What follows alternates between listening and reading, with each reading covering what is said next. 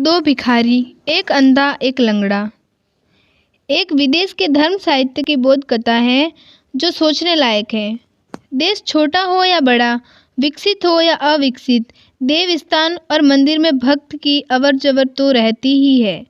लोग ऐसे देव स्थान में जाते हैं और भगवान के पास कुछ रखकर अपनी समस्या का समाधान करने के लिए सहायता मांगते हैं। मंदिर में आने वाले लोग थोड़े लग्नशील होते हैं। ऐसे देवस्थान के बाहर न जाने कितने लोग भीख मांगते रहते हैं, जिसको ये श्रद्धालु लोग कुछ न कुछ दे के जाते हैं। इसलिए मंदिर के बाहर भिखारियों की भीड़ हमेशा रहती है। ऐसे ही एक देवस्थान की बात है। वहाँ एक अंधा और दूसरा लंगड़ा भिखारी रोज आते थे। जिसको जो मिलता उसको लेके अपने आश्रय स्थान में जाकर रात्रि गुजारा करते थे। रोज का साथ होने से दोनों भिखारियों के बीच अच्छी मित्रता हो गई थी और दोनों आपस में सुख दुख की बातें भी करने लगे थे। बातचीत में ऐसा लगा कि हम दोनों एक ही जगह भीख मांगते हैं, इसलिए हमारे बीच में भीख बढ़ जाती है। उसके बदले अगर हम अलग अलग मंदिर में भीख मांगने जाए तो अच्छी भीख मिलेगी। इस बात को ध्यान में रखकर उन्होंने अलग अलग मंदिर में जाके भीख मांगने का निर्णय लिया और शाम को जो भीख मिले उसका बंटवारा करना ऐसा तय हुआ। थोड़े दिन दोनों भिखारी अलग अलग भीख मांगते रहे। फिर उनको ऐसा लगा कि इस तरह से भीख मांगने से उनकी आवक में अच्छा बढ़ाव हो रहा है। फिर तो दोनों एक छोटी सी झोपड़ी में साथ रहने लगे। सुबह होते ही दोनों साथ में निकलते। लंगड़ा अंधे को एक जगह पे बिठा देता और वह दूसरी जगह भीख मांगने निकलता।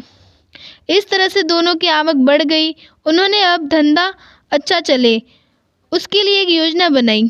पहले तो वह सिर्फ 2 ही मंदिर में बैठते, पर अभी उन्होंने तय किया कि गांव के अन्य मंदिरों पर भी जाकर भीख मांगनी चाहिए।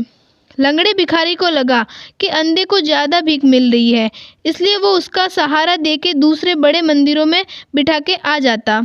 लंगड़ा भिखारी थोड़ा सशक्त था, इसलिए वह जल्दी से घूमकर यहाँ वहाँ से खाना लाकर अंधे भिखारी को दे के जाता।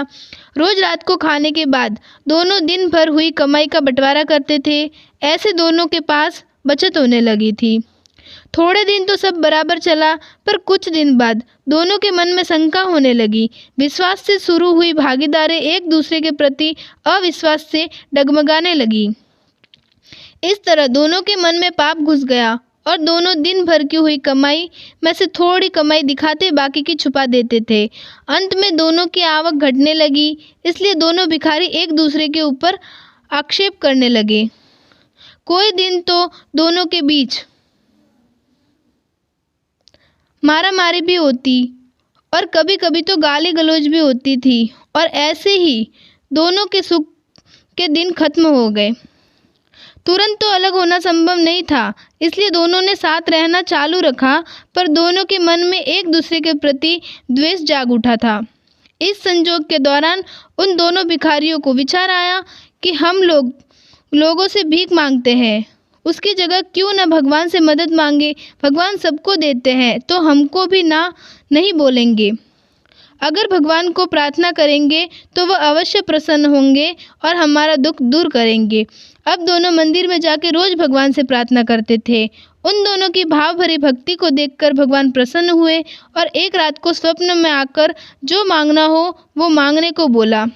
भगवान को तो यकीन था कि लंगड़ा पैर और अंधा आंखें मांग लेगा, ताकि दोनों पूरी तरह से स्वावलंबी होकर अपने पैरों पर खड़े हो सके। फिर उनको एक दूसरे की सहायता की जरूरत नहीं रहेगी। ऐसे वह लोग खुशी से अपना पूरा जीवन गुजार सकेंगे। अब जरा विचार करो कि दोनों भिखारी ने भगवान से क्या मांगा होगा। सामान्य रीत से हमको मांगने में न आए ऐसा दोनों ने भगवान से मांगा।